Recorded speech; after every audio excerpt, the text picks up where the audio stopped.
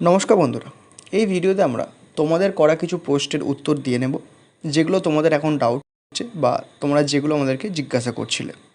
NEET Yuji 2025 counselling গাইডেন্সের জন্য তোমরা এই হোয়াটসঅ্যাপ নম্বরে আমাদের সঙ্গে কন্ট্যাক্ট করতে পারো। কাউন্সেলিং শুরু থেকে শেষ রাউন্ড অবধি অর্থাৎ কলেজের অ্যাডমিশন পর্যন্ত কমপ্লিট গাইডেন্স পাবে। Important documents regarding counselling rules, choice filling list, college information and bond regarding A to Z full counselling guidance তোমরা পাবে। এছাড়াও তোমরা আমাদের হোয়াটসঅ্যাপ এবং টেলিগ্রাম গ্রুপে জয়েন হতে পারো, লিঙ্ক ডিসক্রিপশন এবং ফার্স্ট কমেন্টে দেওয়া আছে। প্রথম প্রশ্ন, ডোমিসাইল প্রোফার্মা কবে রিলিজ হবে? সেটা কিন্তু তোমাদের এখন একটা বড় প্রশ্ন এবং তোমরা সেটাকে এখন থেকেই করে রাখবে বা কী করবে। এছাড়াও তোমরা কি ডেট চেঞ্জ করে, অর্থাৎ আগের বছরের ডোমিসাইল প্রোফার্মাটা ছিল যেখানে 31/12/2023 কথাটা উল্লেখ ছিল, তোমরা কি সেটাকে এডিট করে 31/12/2024 করে করতে পারবে? বা WBJের প্রোফার্মাটা কিন্তু কিছুটা মডিফাই করে কি তোমরা সেটা করবে? সেটা তোমরা জিজ্ঞাসা করেছিলে। এছাড়া ওয়েস্ট বেঙ্গল স্টেট কাউন্সিলিং কবে থেকে শুরু হবে? চলো তাহলে দেখে নেওয়া যাক। প্রথম কথা, এই যে তোমরা শিডিউলটা দেখতে পাচ্ছ, এটা হচ্ছে 2024-এ MCC অল ইন্ডিয়া কোটা 15%-এর শিডিউল। এছাড়াও বা বিভিন্ন যে কাউন্সিলিংগুলো কন্ডাক্ট হয়ে থাকে, MCCর এটা কিন্তু শিডিউল। এখানে তোমরা দেখতে পাচ্ছ রেজিস্ট্রেশনের ডেটটা ছিল 14ই আগস্ট থেকে 21শে আগস্ট। চয়েস ফিলিং হয়েছিল 16 থেকে 20 আগস্ট। রেজাল্ট বেরিয়েছিল 23শে আগস্ট। রিপোর্টিং হয়েছিল 24 থেকে 29 আগস্ট। এই হচ্ছে তোমাদের রেসপেক্টিভ ডেটগুলো ছিল। ঠিক আছে, এবার আমরা ওয়েস্ট বেঙ্গলের ক্ষেত্রে আসি। দেখো, ওয়েস্ট বেঙ্গলে এটা ছিল আগের বছরের সিনারিও। 2024-এ ওয়েস্ট বেঙ্গল WBMCC, ওয়েস্ট বেঙ্গলের যেটা মেডিকেল কাউন্সিলিং বডি, তাদের কিন্তু শিডিউল ছিল এই রকমই। ডোমিসাইল প্রোফার্মা রিলিজ করেছিল 11ই আগস্ট। ঠিক আছে, রেজিস্ট্রেশন প্রসেস চলেছিল 21 থেকে 23শে আগস্ট এবং ইনফরমেশন বুলেটিন দিয়েছিল 20 আগস্ট। ঠিক আছে, মানে তোমরা এখানে প্রায় মোটামুটি 11 থেকে 21, 10 দিন কিন্তু টাইম পেয়েছিলে ডোমিসাইল সার্টিফিকেট বানানোর জন্য। ফিজিক্যাল ডকুমেন্ট ভেরিফিকেশান হয়েছিল 22, 23, 24 তারিখ। এবং এই যে তোমরা ডেটগুলো দেখতে পাচ্ছ 21 থেকে 23শে আগস্ট, অর্থাৎ 21, 22 এবং 23, এই যে 3 দিন তোমাদের রেজিস্ট্রেশন চলছিল।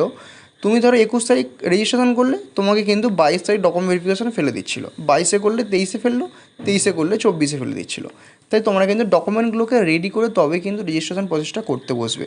তোমাদের কিন্তু আমরা সেগুলোতে বারবার অনেক ভিডিওতে সতর্ক করেছি এবং তোমাদের কিন্তু সেটা মাথায় রাখতে হবে। এবার দেখো এবছরের শিডিউল কী হবে বা এবছরের ব্যাপার কী হবে, সেটা কিন্তু শিডিউল দেখলেই বোঝা যাবে। আগের বছরে এই ঘটনাটাই কিন্তু ঘটেছিল।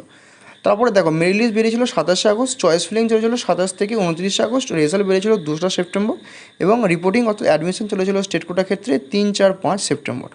তাহলে তোমরা এখানে অল ইন্ডিয়া যদি ডেটটা এখানে দেখতে পারো, অল ইন্ডিয়ার দেখো 14 থেকে 21 আগস্ট রেজিস্ট্রেশন চলেছিল। ঠিক আছে, আর আমাদের চলেছিল 21 থেকে 23 আগস্ট। এবং অল ইন্ডিয়া কিন্তু রেজিস্ট্রেশনের সঙ্গে সঙ্গেই বা আগেই তোমরা বলতে পারো আমাদের কিন্তু প্রোফার্মাটা বেরিয়ে গিয়েছিলো।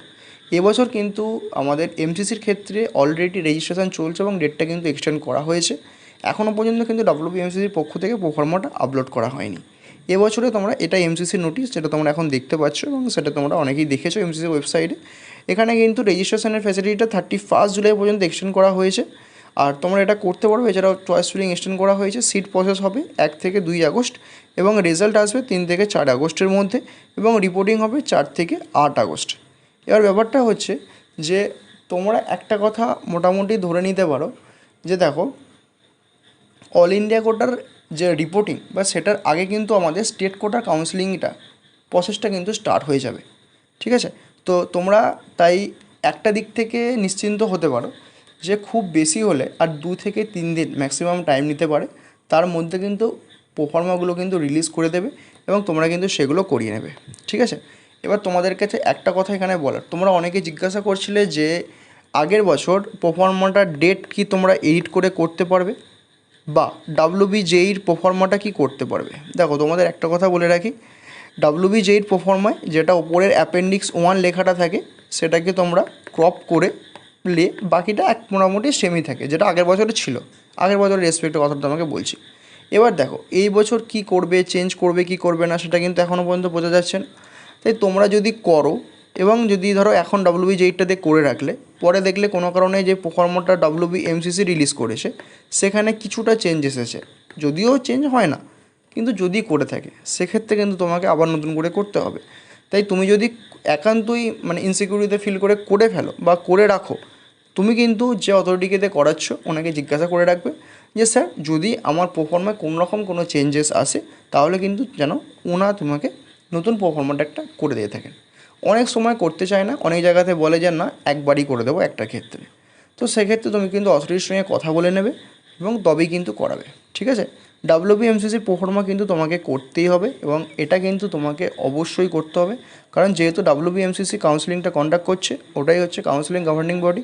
তো তোমাকে ডাব্লিউবিএমসিসির কথাটা শুনতে হবে এবং ডাব্লিউবিএমসিসি যে প্রোফর্মাটা রিলিজ করে তোমাকে কিন্তু সেটা করাতে হবে। তাই এই বিষয়গুলো মাথায় রেখে তবেই কিন্তু করাবে, ঠিক আছে। আর তোমাদের ওয়েস্ট বেঙ্গল স্টেট কাউন্সিলিং কিন্তু স্টার্ট হয়ে যাবে, আর বেশি দিন সময় নেবে না, হার্ডলি 3 থেকে 4 দিনের মধ্যে সমস্ত কিছু রেডি অ্যারেঞ্জমেন্ট করে দেবে। তোমরা ওয়েবসাইট ফলো করতে থাকো wbmcc.nic.in ইউজি মেডিকেল পোর্টাল, এই হচ্ছে ওয়েবসাইট। এখানে তোমরা এমবিবিএস এবং বিডিএস এই দুটো কোর্সের কাউন্সিলিং কন্ডাক্ট হবে। এছাড়াও আয়ুষের জন্য যারা হোমিওপ্যাথি আয়ুর্বেদিকের জন্য অ্যাডমিশন নিতে চাইছো তারা কিন্তু ডাব্লিউবিএমসিসির ইউজি আয়ুষ পোর্টালটাকে ফলো করতে থাকবে, সেখানে কিন্তু নোটিফিকেশান আসতে থাকবে, ঠিক আছে। তোমাদের এখন কাজ হবে ডকুমেন্টগুলোকে রেডি করে নেওয়া। ডকুমেন্টের লিস্ট তোমরা আমাদের চ্যানেলে পেয়ে যাবে এবং তোমরা কিন্তু তোমাদের যদি কাউন্সিলিংয়ের গাইডের প্রয়োজন হয় এবং প্রথম থেকে শেষ রাউন্ড পর্যন্ত কাউন্সিলিংয়ের রুলস, এছাড়া প্রত্যেকের পার্সোনালাইজ চয়েস ফিলিং লিস্ট তোমাদের যদি আমাদের হেল্প নিয়ে তোমরা করতে চাও, তোমরা কিন্তু এই হোয়াটসঅ্যাপ নাম্বার আমাদের সঙ্গে কন্ট্যাক্ট করতে পারবে। একদম প্রথম থেকে শেষ অবধি তোমরা ডিটেলসে গাইড পাবে, ঠিক আছে। তোমাদেরকে এটাই বলার যে ওয়েস্ট বেঙ্গল স্টেট কাউন্সিলিংটা কিন্তু এবার স্টার্ট হয়ে যাবে, তাই তোমরা এখন চিন্তা করার কোনো কারণ নেই। তোমরা নিজেদেরকে রেডি করে থাকো, যাদের যা যা ডকুমেন্টস, যার স্কুল লিভিং রয়েছে তুমি স্কুল লিভিংগুলো রেডি করো, যার ক্ষেত্রে কলেজ লিভিং রয়েছে তুমি সেগুলোকে রেডি করো, বা কোনো স্টুডেন্টদের ক্ষেত্রে গ্যাপ সার্টিফিকেট বানাতে হবে তুমি সেটাকে রেডি করতে পারো, বা কারো ক্ষেত্রে কিছু স্পেলিং মিস্টেক রয়েছে তোমরা সেগুলোকে ঠিক করতে পারো, বা বাকি সমস্ত ডকুমেন্টস অ্যারেঞ্জ করতে পারো। তাই তোমাদেরকে একটা কথাই বলবো, সময়টাকে কাজে লাগাও। বা তোমরা যাদের ক্ষেত্রে তোমরা জানো যে তোমাদের কলেজ হয়ে যাবে, তোমরা চয়েস ফিলিং লিস্টটাকে বানিয়ে নাও। সেখানে যদি বানাতে কোনো রকম কোনো হেল্পের দরকার হয় তোমরা আমাদের হেল্প নিতে পারো। কলেজগুলোকে কোনটাকে আগে রাখবে কোনটাকে পরে রাখবে সেটা একটা প্রপার প্ল্যানিং করে নাও এবং এখন থেকে এই জিনিসটাকে রেডি করে নাও, কারণ কাউন্সিলিং একবার শুরু হয়ে গেলে তোমাদের কিন্তু তখন আর টাইম পাবে না, তখন ওই সমস্ত কাজগুলো করতেই সময় চলে যাবে।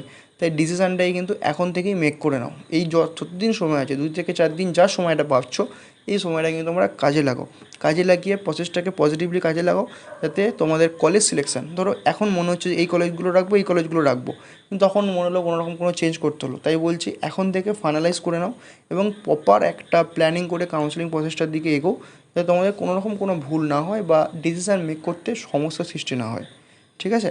কোন কলেজ রাখবে কোন কলেজ রাখবে না ফি স্ট্রাকচার দেখে, যারা প্রাইভেট কলেজ করে ফি স্ট্রাকচার যা যা ব্যাপার থেকে থাকে সেগুলো তোমরা এখন থেকে রেডি করতে পারো, ঠিক আছে। সমস্ত কিছু এখন থেকে গুছিয়ে নাও, দেরি করো না। কাউন্সিলিং প্রসেস খুব তাড়াতাড়ি শুরু হয়ে যাবে। তোমরা তোমাদের যেটুকু কাজ তোমরা সেই কাজটা এখন কিন্তু ফোকাস করো, এতে কিন্তু তোমাদেরও লাভ হবে এবং এর পরবর্তী তোমাদেরকে ভিডিওর মাধ্যমে আমরা আপগ্রেডেশনের প্রসেস থেকে শুরু করে চয়েস ফিলিং লিস্ট থেকে শুরু করে কাউন্সিলিংয়ের সমস্ত স্টেপ তোমাদেরকে A to Z আস্তে আস্তে বুঝিয়ে দেবো। তোমরা চ্যানেলটিকে ফলো করতে থাকো। এছাড়া তোমরা আমাদের পেড কাউন্সিলিং জয়েন করতে পারো তোমাদের কাউন্সিলিং শুরু থেকে লাস্ট অবধি গাইডেন্সের জন্য। তোমার সঙ্গে দেখা হচ্ছে পরের ভিডিওতে, ততক্ষণ সুস্থ থেকো, ভালো থেকো, বাই।